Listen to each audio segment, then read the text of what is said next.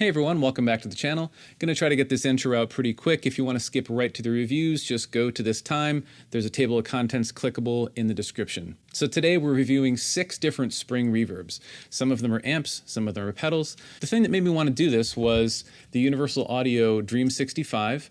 This is a 65 Deluxe reverb in a box, and it has a spring reverb. Obviously it's digital, but they did a nice job emulating a spring on here. And then I wanted to see what some different reverbs sounded like against it.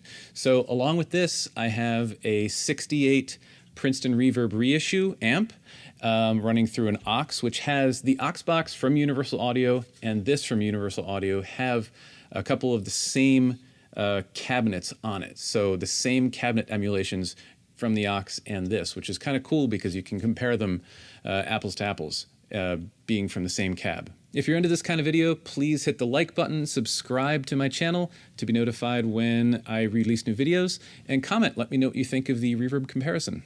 I did get a hold of a Deluxe reverb to try in this comparison, and I'm going to do a direct comparison of the Deluxe versus this soon.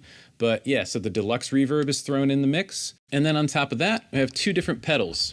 One of the pedals is a True Spring from Source Audio. There are a ton of different reverbs you can access with an app. I just used the tank that's on the face of it. You know, you don't have to use an app to find the reverb that I used on this. And the other one that I did was the Keeley Hydra. Now, the Keeley Hydra, this is not why I bought this pedal. This pedal is awesome in so many different ways. And the spring reverb, it has a spring, so I thought I'd throw it in the mix in here. I'll talk about this one a little bit more in the back half of the video. But the other amp that I'm throwing into the mix is a Swart Atomic Junior. And that's a little 5-watt amp from Swart that has an amazing reverb on it. And the cool thing about that one is you can run the reverb 100% wet. The reverb is independent of the actual volume on the amp. So I use that sometimes to put reverb on vocals or drums or whatever I want to do. I just run a reamp box out of my DAW into the Swart, back out through the aux, and I've got just really natural spring reverb. And because I always try to keep an even playing field in my comparisons, what I did was for the pedals, I ran the pedals through the Dream 65. So the Dream 65 was running dry with no onboard reverb, and I just put reverb from the pedal going into that. And then for the Swart, since I can run it 100% wet, I ran the dry signal out to the Swart, captured the reverb, and then was able to make sure I lined it up with how the timing of how the reverb works with the Swart. So you can hear the Swart reverb on top of, I think it's on top of the Princeton, the 68 Princeton dry. But yeah, check out the table of contents. I've got a few extra little things in there. I've got the reverb in a mix of all these different ones, and we're gonna do a blind test. The first thing that we get into is a blind test of the reverbs at like a decent level, and then the test reveal is there, and then we're gonna go through different reverb levels. We go like really, really subtle all the way through like way too much reverb. All right, and without any further delay, let's get into some tones.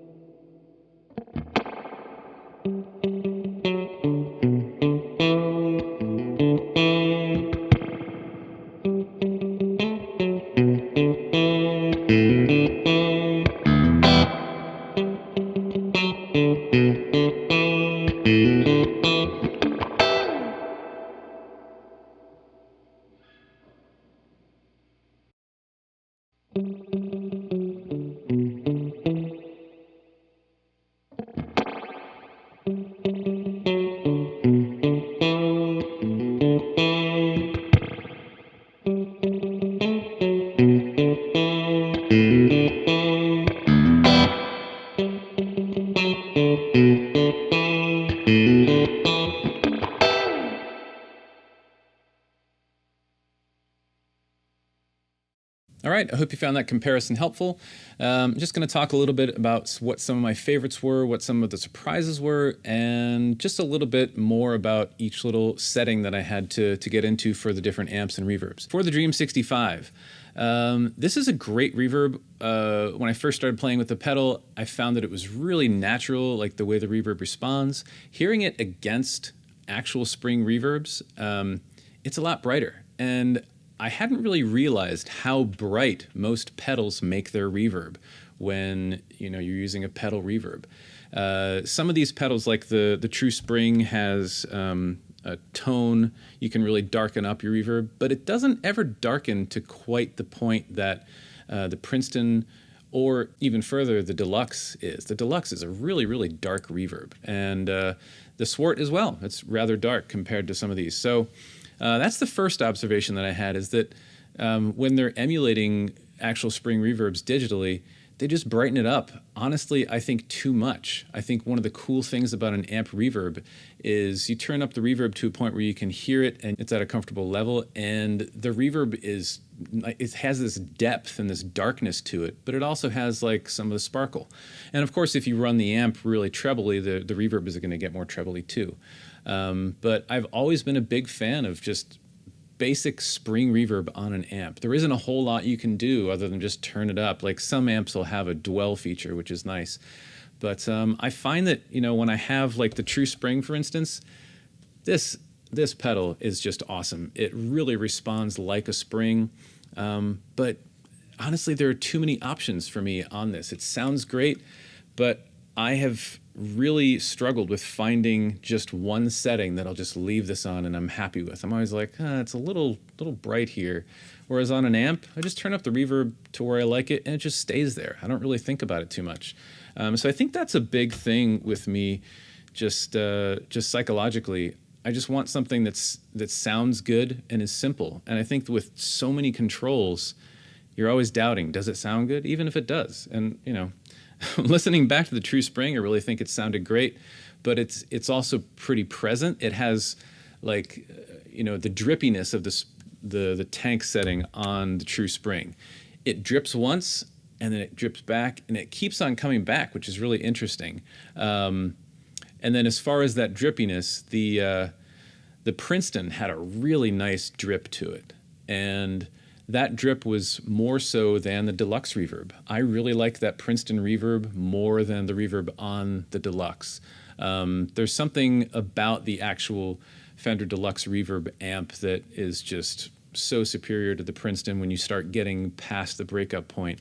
The Princeton's great clean, but as you start getting into breakup, it's kind of ratty. And the Deluxe breaks up really, really nicely, which is, again, why it's such an awesome pedal platform amp. So then comparing some of the other amps, the Swart, it's a dark reverb. It's nice and long and lush. It doesn't drip much. If I could change anything about the Swart reverb, I would have it drip just a little bit more. And that drip, if you're not aware of the lingo, it's like you have your transient, if you play a note, and then just a little bit later, it's almost like a slapback of reverb, right? It comes out more the harder you hit the note. So if you're really percussive, you're going to hear that drip more. So the Swart is not an especially drippy reverb, but it's really, really nice. It's kind of just this lush kind of backdrop to your whole sound. For the Hydra. So the Hydra, I think, was the weakest spring of all the amps and pedals that I was comparing today.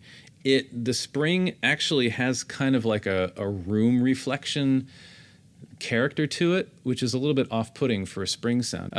That being said, this is probably the pedal that I will hold on to of all these pedals. Because I probably wanted to do this to really decide what I wanted to keep and what I wanted to get rid of. And the True Spring, I think I'm going to let go of because it sounds like an amp reverb, but I have amp reverb. And so I think I'll probably let go of that.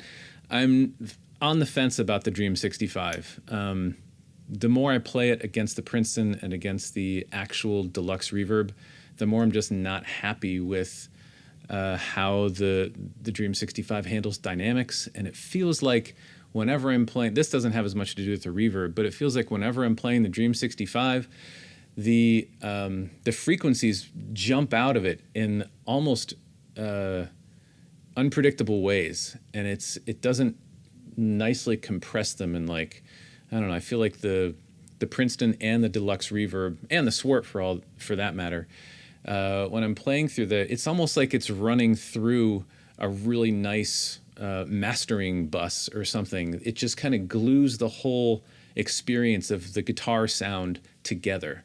I don't think this really is doing that for me. It sounds great. And at times I'm like, oh, I think it sounds better than the Deluxe or the Princeton. I listen back and forth, and my ears they always go to the amps. And I don't know if that's an effect of the aux, or if that's just because they're actual amps with they've got tubes. So I got to come clean here. I talked about the allure of doing a comparison with the UA Dream 65 and the UA aux. The allure of that is that they have some of the same cabinet emulations. That being said, I did not use UA's cabinet emulations in this video. I found it to be a more even playing field going out of this with no cabinet emulation and going out of the aux with no cabinet emulation. So I went into Logic and I used some 2-notes cabinet emulations in their wall of sound. And I tried to just get a cabinet that sounded the most like playing a Princeton in a room. So one thing that I found really frustrating about the Deluxe reverb that I got, the reissue, is that I feel like this pedal was modeled after what most sounds like channel 1 on a Deluxe reverb. That vibrato channel with the reverb doesn't have the same mid-range when you start to turn it up. Obviously it's got that treble cap, and it's all over the place as far as trying to get this to sound like that. And I think that channel 1 sounded the most like this. And the problem with that is channel 1 doesn't have reverb. So I tried a bunch of different things, found some really cool little loopholes with the Deluxe, where if you plug it into channel 1 and then jump it from channel 1 to channel 2, you can use channel 2 as a reverb as long as you don't go too loud, because then you'll lose your transient. because the phase is flipped on channel 1 versus channel 2. So if you're using channel 1 as your tone, and then you jump it to channel 2 to get reverb, turn your reverb all the way up and just use a little bit of volume, you can get some reverb on channel 1. But it does pull back from the direct signal a little bit. You get a little less transient, so it's a little odd. And if you turn up your volume on channel 2 to a certain point, your direct signal completely disappears and you get a 100% wet reverb sound, which is really cool. Again, you can run stuff out of your DAW into a reamp box, into the Deluxe Reverb, and get all kinds of things. You can use the vibrato channel, so you can get some really, really cool ambient stuff, really, really natural sounding reverbs and unique stuff, because you're using an actual amp. It's not a plugin. So anyway, I'm going to be doing a couple other videos about the Deluxe versus this before, I don't know, I'm still not sure, but I might end up letting go of this guy. I'm finding I'm just really loving playing real amps. There's something about playing through a real amp that I just don't get that experience with a pedal. We're just not quite there yet. It's like, 95-ish% the way there. That last 5%, there's some fun and magic in the tubes. So anyway, hope you found this video interesting, and hope it was helpful if you're trying to make some decisions on amps and reverbs and all that stuff. Let me know if you have any questions or any observations, and I will see you next time. Bye.